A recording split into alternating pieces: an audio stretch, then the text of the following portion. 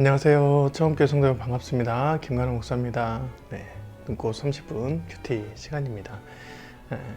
네, 오늘도 말씀을 통해서 여러분들과 함께 나누려고 하는데요. 이렇게 제가 카메라를 보고 하지만 실은 이렇게 같이 말씀을 나눌 수 있다는 자체가 굉장히 귀한 의미라고 생각되어지는 또 하루인 것 같습니다. 네, 하루하루가 지나면서 참 날이 빠른 것 같아요. 네, 벌써 2월이 되었어요. 2월이 되어서 2021년도 시작한 것이 엊그제 같고 또 코로나가 시작된 것이 엊그제 같은데 1년이 지나고 또 2021년은 또 한 달이 또 지난 시점이에요. 그래서 참 시간이 빠르구나. 저는 이제 주일 텀으로 하니까 한 주일 또 지나면 또 한 주일이 금방 오고 또 그 일주일의 생활을 살다 보면 또 한 주일이 금방 오고 하면서 우리의 인생이 좀 금방금방 간다는 생각이 들어요. 그만큼 뭐 시간을 아끼고 저장하고 이렇게 우리 마음대로 쓰는 게 아니라 의미 있게 그 시간들을 내려놓고 사용한다는 또 뜻인 것 같기도 합니다. 그래서 금방 지나가는 게 허무하네 라는 생각이 드는 것보다 그래도 잘 살았네 라는 생각도 드는 시점이라서 오늘 좀 그런 생각을 해 보았던 것 같습니다. 오늘 말씀에서 또 예수님을 통해서 율법교사가 영생에 대해서 얘기를 하는 시점이 있어요. 그럼 한번 볼까요? 25절 말씀입니다. 누가복음 10장 25절. 어떤 율법교사가 일어나 예수를 시험하여 이르되 선생님, 내가 무엇을 하여야 영생을 얻으리이까? 있습니다. 영생에 대해서 물어보는데 이제 율법교사가 시험한다라고 했어요. 그러니까 예수님을 시험하는 거죠. 그러니까 우리가 저 사람 잘한가 못하는가 이렇게 시험하는 것이에요. 선생님 어떤 교사니까 율법교사니까 어떤 선생님이 학생을 시험하듯이 영생을 어떻게 하면 됩니까? 되냐라는 그런 질문으로 시험을 하는 겁니다. 그러니까 예수님께서 율법 그대로 얘기를 하죠. 내가 율법에서 어떻게 읽었느냐? 27절 대답하여 이르되 내 마음을 다하며 목숨을 다하며 힘을 다하며 뜻을 다하며 주 너희 하나님을 사랑하고 또한 내 이웃을 내 자신같이 사랑하라 하였나이다. 했습니다. 율법교사가 정답을 얘기합니다. 예수께서 이르시되 내 대답이 옳도다. 이를 행하라. 그리하면 살리라. 다 알고 있는데 행하라. 그러면 살 것이다. 라고 얘기합니다. 여러분 사는 것이 뭐죠? 이제 처음에 영생을 통해서 영생에 대해서 질문했어요. 실은 율법교사는 자신이 모든 걸 아니까 영생은 당연히 자기 거라고 생각했는데 예수님께서 또 딱 꼬집어서 말하죠. 그것을 행해야 된다. 그러면 하나님께서 너를 살려주실 것이다. 영생을 주실 것이다.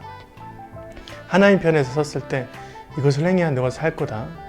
살려줄게 라는 말씀이죠. 그래서 비유를 말씀합니다. 사마리아 비유, 우리가 잘 알고 있는 사마리아 비유입니다. 강도를 만난 이웃이 있었는데 제사장이 보고 피하고 레위인도 피해서 갔어요.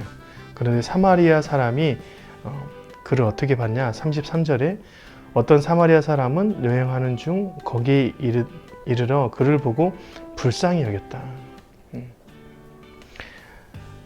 31절에 제사장은 그 길로 내려가다 그를 보고 피하여 지나가고 또 32절에 레위인도 그를 보고 피하여 지나갔는데 사마리아 사람은 그를 보고 불쌍히 여겼어요.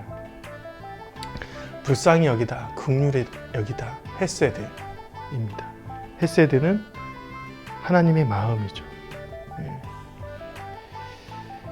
여러분 이웃을 보고 그 이웃을 하나님처럼 생각한다는 것 자체가 굉장히 율법 안에 있는 말이지만 그것을 행하는 것이 참 어렵습니다. 지금 강도를 만난 사람은 누워있고 죽을 판입니다. 그래서 내가 그 사람에게 가서 하면 내 돈, 내 시간, 내 희생이 투자되는 시간이에요. 그래서 제사장하고 레위인이 그를 피했던 것이죠.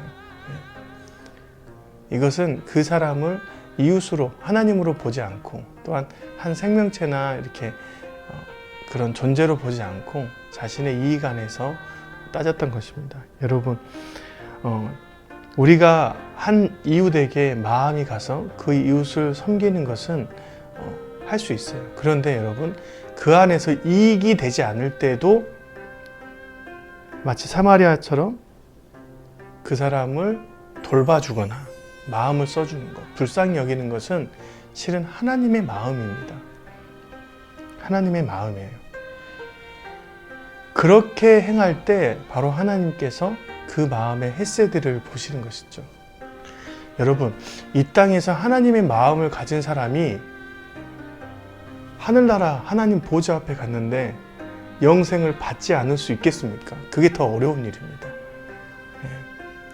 네, 예수님께서 진짜 이웃이 누구냐라고 했을 때 정말 하나님 앞에 그 마음을 소유한 사람이 바로 이웃이다. 하나님의 마음을 소유한 사람이 이웃이다. 이익을 위해서 쫓아가는 그런 마음 아니라 아무 이익도 없이 있는데 그 자체를 보고 불쌍히 여기는 하나님의 헤세드가 있는 그 사람이 바로 참된 이웃이다. 이웃될 자격이 있다. 또 하나님과 관계가 성립한 사람이다. 라고 말하는 것입니다.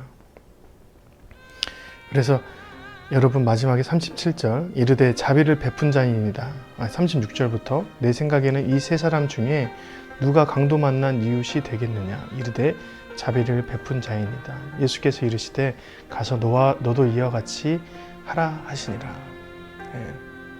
참 이웃이 되어주는 것이 바로 하나님의 마음을 갖는 것입니다. 하나님의 마음을 가지면 실은 영생 당연히 있는 것이죠. 하나님의 마음이 있는 사람이 영생이 없을 수 없습니다. 또 한 가지 비유가 나오죠. 마리아와 마르다 비유입니다. 예수님께서 한 마을에 가서 마르다 집에 있었어요. 거기에서 있었는데 말씀을 전하는 예수님 옆에는 마리아가 멀리서 예수님 말씀 잘 듣고 있고 마르다는 열심히 그 안에서 분주하게 일을 하고 있었습니다. 그러니까 마르다가 예수님께 이렇게 말하죠. 40절 마르다가 준비하는 일이 많아 마음이 분주한지라 예수께 나아가 이르되 주여 내 동생이 나 혼자 일하게 두는 것을 생각하지 아니하시나이까 그를 명하사 나를 도와주라 하소서.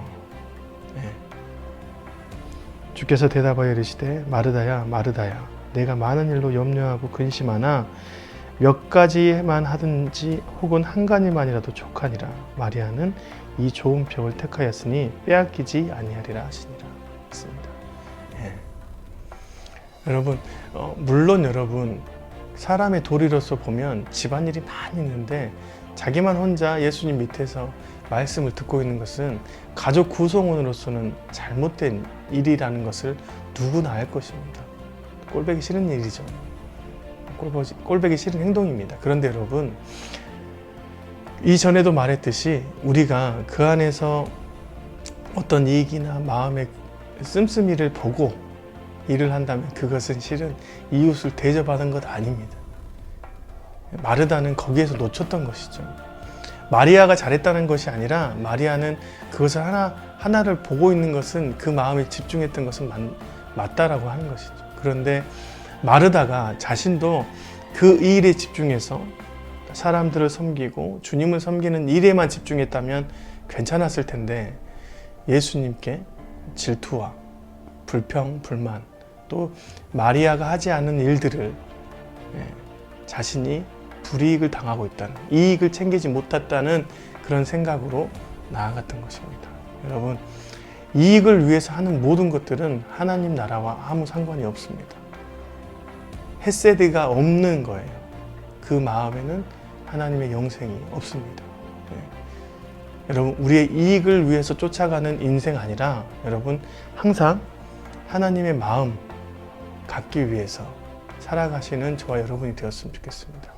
거기에 여러분의 영생이 주어질 것입니다. 오늘도 그런 하루 맞으시는 귀한 값진 영원함이 있는 여러분의 하루가 되시길 주님의 이름으로 축원드립니다.